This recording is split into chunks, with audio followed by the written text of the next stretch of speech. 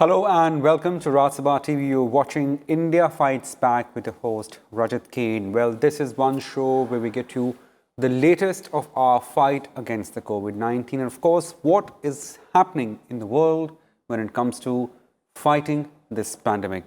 In this episode of show, we'll take up the subject of new virus mutant, in particular the mutant termed as E484K. Now, this mutant is found in both South African variant of COVID-19 and the Brazilian variant. However, it's not yet found in the UK variant at a large scale. Now, studying the phenomenon of this mutant, which is also termed as a escape mutation. Now, there's a reason behind why it's termed as a escape mutation, because some studies have raised fears that the approved COVID vaccines may not be as effective against this particular variant.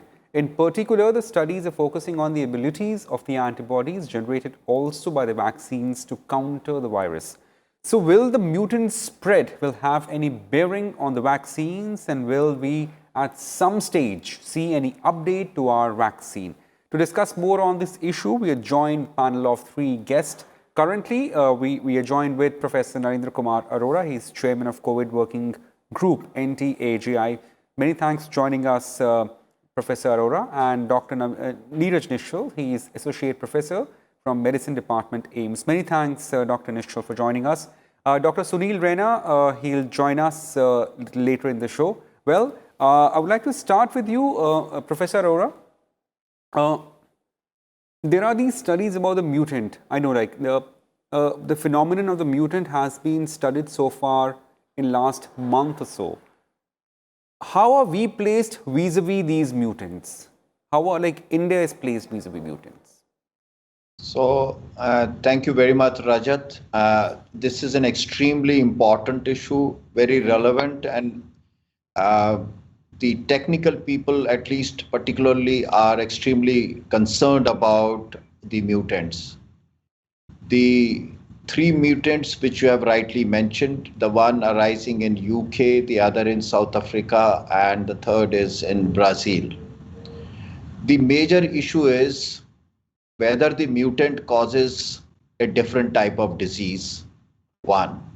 The second is whether the severity increases or the age range in which the effect is there. Right. And third is the vaccine and the mutant, whether the currently available vaccines or the people who are being immunized, are these vaccines effective against these mutants? And all three are very important concerns. Now, as far as India is concerned, we know that we have established a surveillance system. There are 10 sites which are sampling the COVID virus at regular interval and to capture if there is any mutant, de novo produced within India or coming from abroad or imported. Now, we know that UK strain has been found, and there is a significant number now in India. But as far as the other two are concerned, we have not come across. Right. The second point is that currently available both vaccines in India, Covishield as well as Covaxin, continue to be effective against the UK mutant. So at this point, it is very important that all of us who have the opportunity to get immunized, we quickly get and accept the vaccine and get ourselves immunized, because that's an important component. There is major concern about South African strain, and that probably is less effective or very less effective against Covishield or the Oxford vaccine. But fortunately, we are not having the South African strain, one. The number two is that the to and fro traffic between South Africa has been stopped during last 24, 48 hours. So a lot of steps are being taken, but we cannot be complacent. We're joined with Dr. Sunil Raina. He's head of Department Community Medicine from RPGMC Tanda. Dr. Raina, many thanks for joining us, sir. So we're discussing about the South African strain that has been a cause of worry for the scientific community and who are studying the phenomenon of the new mutants. So my question here is, we know that this strain has not been so visible in India, and so far we have been able to keep it away. Now, going ahead, in terms of the antibodies generated by the vaccines per se, does it undergo any efficacy change when it interacts with a new mutant? So, let's say it this way: mutations are a part of evolution of the virus. They are something that will happen with the viruses. As we move ahead in the evolution of a virus, mutations are bound to happen. Now, if you look at one of the most common viruses against which we are mounting vaccination, it's the influenza virus. And we see that if we look around us, there are a number of strains of influenza virus against which we are mounting our vaccination program. Right. Dr. Raina, I'm afraid I have to stop you here. I'm really sorry. There is some audio issue, and I'm sure we'll fix it. Dr. Nischal, he continues with us. Dr. Nischal, many thanks for joining us. Sir, in terms of the efficacy of vaccine and the antibodies it generates, how much does it impact when it interacts with a new mutant? So again, this is a question which everybody is asking, whether the efficacy of these vaccines against this particular the strains which we are talking about, the mutants which we are talking about, whether it's going to affect or not. How the virus, or for that matter, any organism which can replicate, they try to evolve to evade whatever problem they may have in replicating. So that's the question, whether this mutation is trying to escape from all that antibody that is being generated, or is it finding a synergistic effect between its host, which is human being in this case, to survive without causing harm to them. Because if you harm your host, then your chances of survival goes away. So the survival of the fittest theory applies to these viruses as well. So they try to integrate with the host and just in a synergistic way without affecting them. So whether these viruses are trying to achieve that synergistic level, or if they become very pathogenic, they are going to kill their host and ultimately they won't have anything to replicate inside.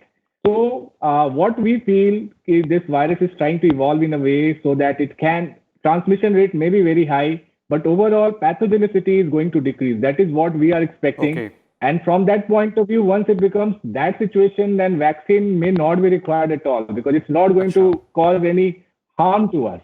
So this is something which we have to see. And of course, if the virus changes its structure, then whatever antibody that has been generated because of vaccine or prior infection may not be effective. So this is something which we will see with time. There cannot be a concrete answer right now, but whatever evidence we have at the moment, whatever mutants which are circulating right now, these vaccines appear to be effective. But of course, the South African variant which we are talking about, the effectiveness against the existing vaccine may not be there, especially the Oxford vaccine which we are talking about. But again, Moderna and Pfizer, they have to come up with the concrete data. So we have to see. Time only can tell us how these viruses are going to behave. Well, absolutely. This is what we are also raising a caveat before everyone. This is still under study, still early days in terms of the mutants. And of course, let's bring in focus two studies, one in Seattle and the other one in New York. Now, here it's again a preprint and it's yet to be peer reviewed by the community of the scientists and medical practitioners. Right, Professor Arora, here as these two studies, which is yet to be peer reviewed, as I emphasize, it points towards the ability of antibodies among people who have recovered from COVID to stop mutation from the virus infecting the cells, and basically which neutralizes virus, has undergone some sort of a change. So how does usually we deal with such a scenario? It's a very hypothetical question I'm asking you. If for instance, our own ability of, or rather the ability of the antibodies to neutralize virus changes, how does any vaccine or the existing vaccine fights with it? So it is a very important the information or knowledge gathered over last 2-3 decades that if the antibody levels are high, then the virus is effectively neutralized, and the virus does not escape, as well as the risk of escape mutants or mutants arising in that situation is much less. So if there is a effective vaccine and which leads to very high levels of antibodies, that is the best answer for prevention of escape mutants. On the other hand, if there are vaccines where antibody levels are lower, and in other words, and the binding or affinity of these antibodies are also less or compromised because of the mutant nature of the virus, then it sort of encourages virus to take more mutant shapes, and escape mutants are likely to occur. So both the things operate simultaneously. Body's immune response, if it is good enough and robust enough, it prevents mutation. On the other hand, if I do not hit the virus effectively or only with partial strength, that allows the virus mutants to come up. And therefore, the type of vaccine which is to be used is very important. Neeraj just gave the example of Moderna and Pfizer, where antibody levels are high. So the risk of mutants appearing is less in that case. But these are early days. As you rightly said, these are hypothetical issues. But we need to be careful. And also, as new vaccines are coming up, the level of antibody produced will be an important marker besides the presence of antibody. Both the things are important. Well, Dr. Raina, many thanks for joining us, joining back on the show rather. Sir, as we're discussing about the mutant and especially the South African mutant here, and two other panelists with us, Professor Arora and Dr. Nischal, they basically drew a right deduction that this is still early days. But now looking ahead, and of course, like since we're discussing more of a hypothesis, so our question here is, how much does a change, or rather a new mutant, poses any kind of an efficacy quotient on the vaccine and its efficacy? Right. So as I was just beginning to say, it's the fight between the virus and the human being. The virus will like to surmount the human beings, and the human beings will like to fight them better. The virus mutates. This is something that is common knowledge. Every virus will mutate. Absolutely. But how much of mutation it will accumulate is something that the human beings or the scientists will have to take into account when they develop vaccines. For example, one of the commonest viruses that we see around for which vaccines are developed is the influenza virus.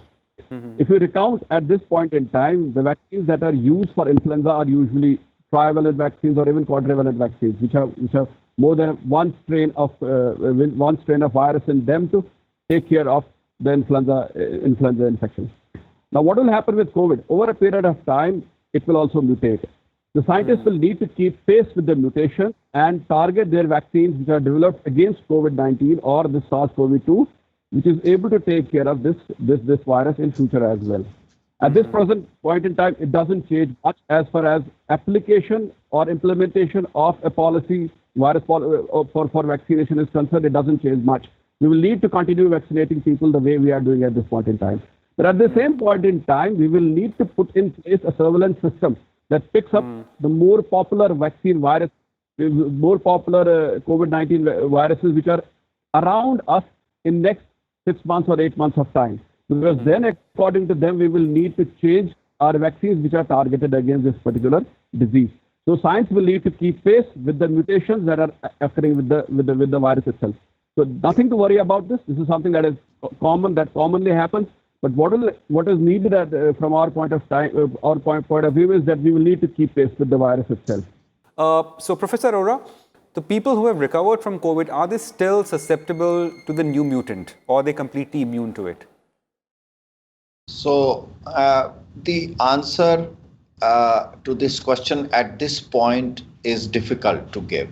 Okay. Because there are not many studies available, and these are early days. But there are few pointers that the escape mutants may affect those who are already affected. Because as we know from some of the studies even done in India, that 25 to 30% of individuals who have RT-PCR positive may not develop adequate antibodies. Okay. One. The second is that the titer of antibodies may also be low. And it has been seen that uh, the natural infection, usually antibodies are lower as compared to when vaccine is given.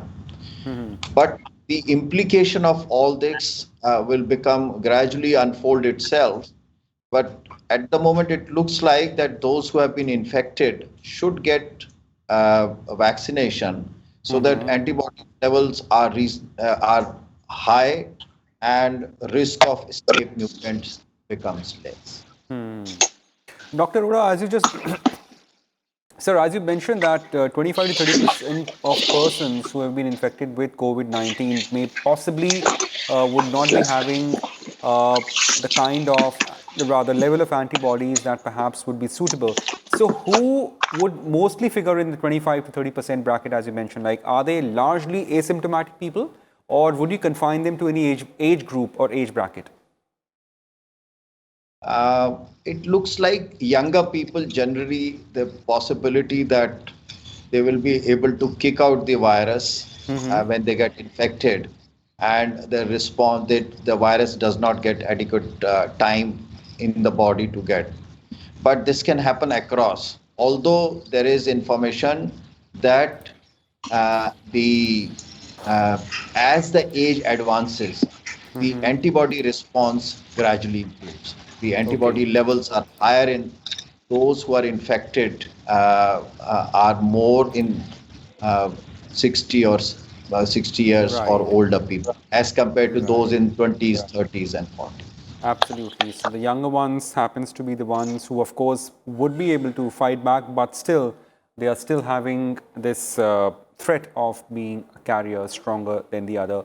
Dr. Nischal, if you're back with us, yes, you're back with us, and if you're able to hear me, sir, we were just discussing about the susceptibility of people, or rather the ones who have already recovered from the COVID. Will they still be prone towards the new mutant? Yes, so I was talking about if somebody has developed immunity against, have got prior infection, then chances of them at the moment, they might be able to ward off any serious infection. But like I said, the reason for a virus to mutate is to increase its survivability. It wants to increase its chances of replicating in its host. So there could be high chances that this virus, the mutant ones, may still infect these people where they can replicate, but they may not be causing a very serious disease. But this is something which we have been talking about. It's all conjecture at the moment. We need further data because we have not seen reinfection as commonly as expected.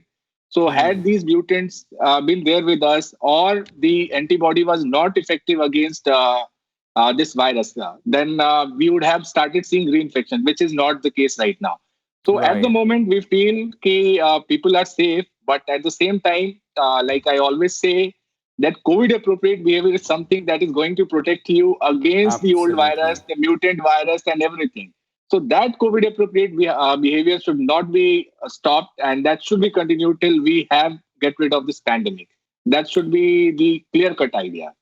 Right, absolutely. So, as you say, COVID appropriate behavior is extremely essential, and that is something which we keep advising our viewers as well, that please listen to experts. Do not become your own expert. So, as we say, COVID appropriate behavior is highly essential. Dr. Nischal, before I broad base this, just one more small question for you.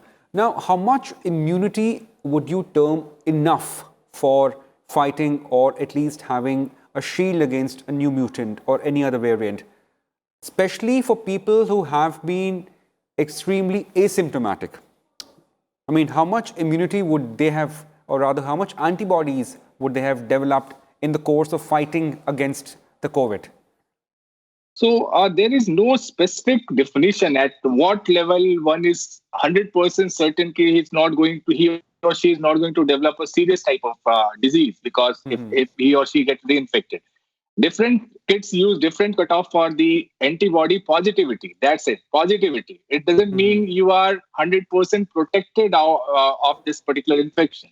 So, to best of my knowledge, there is no definitive cutoff or immunity level above which we can say, okay, no, he's perfectly fine. But yes, like I said, the idea of vaccination, the idea of immunity is to prevent infection from converting into a severe form of disease. Even if you have antibody, even if you are vaccinated, you can get infected, but you may not get the disease. That's why it's important to keep yourself safe by COVID appropriate behavior, so that at least if you get infected, maybe you are not going to get disease, but you can transmit this infection to others. Vaccines have been shown to prevent this transmissibility as well. But again, there is always a theoretical possibility that you may transmit this infection to others without even realizing. Right. In a way, vaccine is going to make you asymptomatic carrier sort of thing. So that's why you have to continue taking all precautions which we have been advising. That is important. Absolutely, absolutely. Right. Professor Arora, as we go towards closing the show, just last word from you, sir. In last 2 months, primarily we have seen 3 major mutants arriving and of course impacting at least 3 countries. As we know, the propensity of virus is to have more mutants and more variants. Would we see more variations in the days to come? Yes, it's a RNA virus, and copy proofing is not efficient in this virus. As a result, the probability of new mutants arising is a distinct possibility, and the only way we can prevent ourselves is to rapidly get ourselves immunized. The faster the population gets immunized, lower is the risk of emergence of new mutants. And so that is one strategy. And second is very important, that a very strict vigilance and surveillance of new mutants arising. That means, and I think the country has to do much more than we are doing at the moment. We are hardly sampling about 1% or less than 1% of all the viral infections. We need to be more aggressive. Absolutely. So that if new mutants arrive or new mutants come into our community, they are picked up fast and appropriate action can be taken. Right. Many thanks, Professor Narendra Kumar Arora, for your views and sharing with us important information about the new mutant and of course the science behind mutation and how this will impact how we deal with this virus. Many thanks, Dr. Neeraj Nishal from AIIMS, and many thanks, Dr. Sunil Raina, for contributing and of course imparting all the information to our viewers. And before we leave, a small appeal by RSTV to all our viewers. Please maintain COVID appropriate behavior, keep wearing a face mask, keep washing your hands, and do not forget to maintain physical distancing.